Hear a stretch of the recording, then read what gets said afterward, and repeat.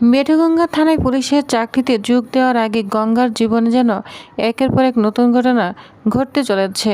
আর এবার পুলিশের পোশাক পরার আগে নিজের আত্মসম্মান আর অর্জুনকে ঘিরে নিজের অধিকার নিয়ে এমনভাবে দাঁড়িয়ে গেল গঙ্গা, যা দেখে বাড়ির সবাই রীতিমতো অবাক।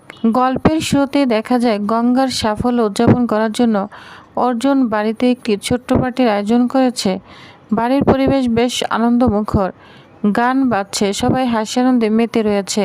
এক সময় অর্জুন নিজেই গঙ্গা কিনে নাচতে শুরু করে। দুজনকে পাশাপাশি দেখে বোঝাই যাচ্ছিল তাদের সম্পর্কের মধ্যে একটা আলাদা টান রয়েছে। কিন্তু এই দৃশ্যটা দূর থেকে দেখছিল অহনা। অর্জুনকে গঙ্গার সঙ্গে এতটা স্বাভাবিক এবং আনন্দে থাকতে দেখে অহনার মুখ মুহূর্তের মধ্যে বদলে যায়। তার চোখ মুখে স্পষ্ট হয়ে ওঠে ঈর্ষা এবং রাগ। নিজেকে সামলাতে না পেরে অহনা হঠাৎ ঘরের একটি কাচের লেপ মাটিতে ফেলে দেয়। বিকট শব্দ, সবাই চমকে ওঠে। অর্জুন সঙ্গে সঙ্গে গঙ্গার সঙ্গে নাচ থামিয়ে কি হয়েছে জানতে চায়। অহনা তখন নিজেকে নির্দোষ প্রমাণ করার চেষ্টা করে। সে বলে ভুল করে হাত লেগে ল্যাম্পটা পড়ে গিয়েছে। কিন্তু গঙ্গা বুঝে যায় ঘটনাটা মোটেও দুর্ঘটনা ছিল না। সে মনে মনে বুঝতে পারে অহনা ইচ্ছে করে এই কাজ করেছে, কারণ গঙ্গা আর অর্জুনকে একসঙ্গে দেখে সে কিছুতেই নিজেকে সামলাতে পারছিল না। ঠিক সে সময় বাড়ির জেঠু গঙ্গার কাছে এসে তাকে একটি উপহার দেওয়ার কথা জানায়। গঙ্গা অবাক হয়ে জানতে চায় কী উপহার।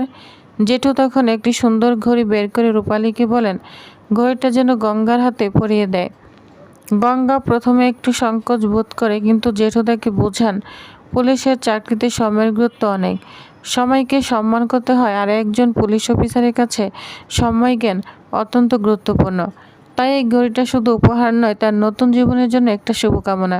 এরপর একে একে বাড়ির অন্যান্য সদস্যরা গঙ্গার হাতে উপহার তুলে দিতে শুরু করে। কেউ সুন্দর পোশাক কিনেছে, কেউ কলম, আবার কেউ নিজের সামর্থ্য অনুযায়ী অন্য কিছু। এত ভালোবাসা একসঙ্গে পেয়ে গঙ্গা মনে মনে ভাবে জীবনে এতটা ভালোবাসা সে হয়তো কখনো একসঙ্গে পায়নি। এই বাড়ির মানুষগুলো তাকে এতটা আপন করে নিয়েছে, সেটাই তার কাছে সবচেয়ে বড় পাওয়া। কিন্তু আসল চমক তখনও বাকি ছিল। অর্জুনও গঙ্গার জন্য একটি উপহার নিয়ে আসে। সে গঙ্গার সামনে একটি সুন্দর সোনার আংটি বের করে দেয়। আংটিটা গঙ্গার হাতে দিয়ে অর্জুন জানতে চায় আংটিটা তার আঙ্গুলে ঠিকমতো হবে কিনা। আংটিটা দেখে গঙ্গা এক মুহূর্তের জন্য স্তব্ধ হয়ে যায়। তার চোখে মুখে বিস্ময় এবং আনন্দ ফুটে উঠেছে। কিন্তু দূর থেকে এই দৃশ্য দেখেছিল অহনা। অর্জুন গঙ্গাকে সোনার আংটি দিচ্ছে। এই দৃশ্য যেন অহনার সমস্ত সহ্যের সীমা পার করে দেয়।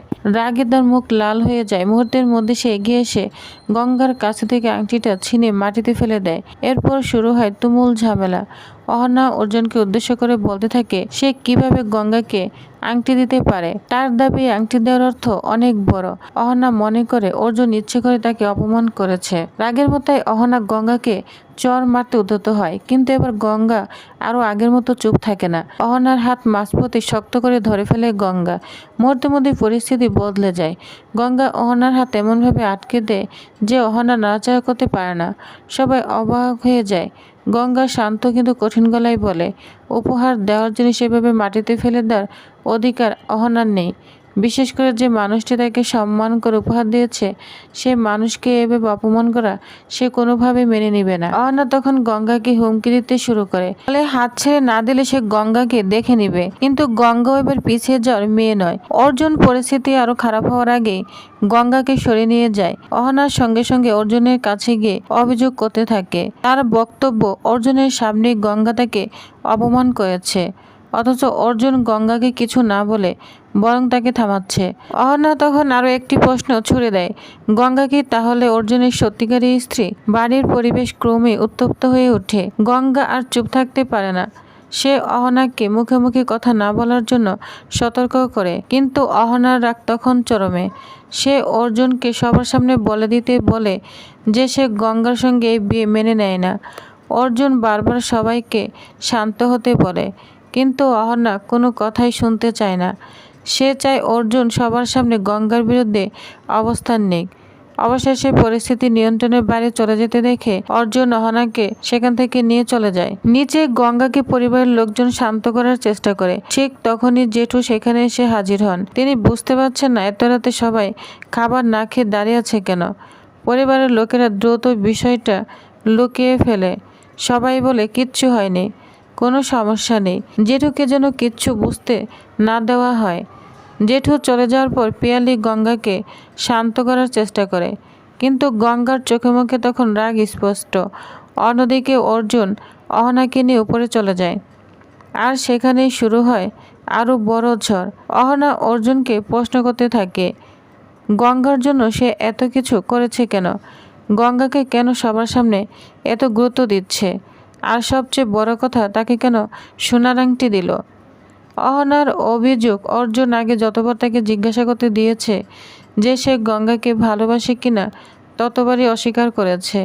কিন্তু এখন তার আচরণ দেখে অহনার মনে হচ্ছে অর্জুনের মনের মধ্যে সত্যি গঙ্গার জন্য অন্যরকম অনুভূতি তৈরি হয়েছে।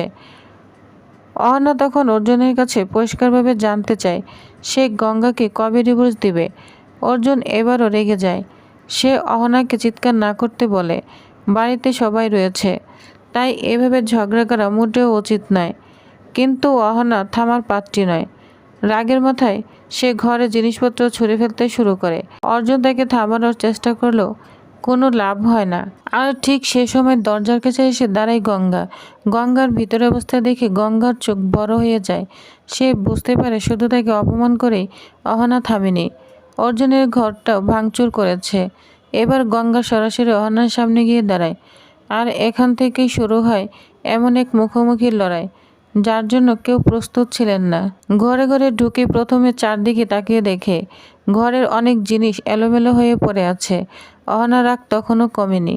অহনা গঙ্গাকে দেখেই বলে সেজন্যই ঘর থেকে বেরিয়ে যায়, কিন্তু এবার গঙ্গা কোনোভাবে পিছিয়ে যায় না।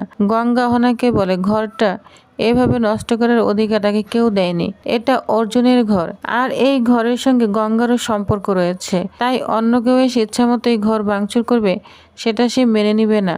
অহনা আরও রেগে যায়। সে দাবি করে এই ঘর তার স্বামীর ঘর, আর অর্জুন তার সঙ্গে রয়েছে। গঙ্গা তখন খুব শান্তভাবে কিন্তু ধীর গলায় তাকে মনে করিয়ে দেয় অর্জুন নিজে তাকে যে পরিচয় দিয়েছে সেই পরিচয় সে অস্বীকার করছে না। গঙ্গার মাথায় এখনও সেই সিঁদুর। তাদের বিয়ে আইনগতভাবে বা সামাজিকভাবে যে অবস্থাতে থাকুক, গঙ্গা নিজের দিক থেকে সেই সম্পর্ককে সম্মান করে। আর সেই কারণেই কেউ যদি অর্জুনকে অপমান করে কিংবা তার সঙ্গে অসম্মানজনক আচরণ করে, গঙ্গা চুপ করে দাঁড়িয়ে থাকবে না। অর্জুন মাঝখানে এসে দুজনকে থামানোর চেষ্টা করে। সে গঙ্গাকে বলে এখন আর কোনো কথা না বাড়াতে, কিন্তু গঙ্গার রাগ তখনও কমেনি।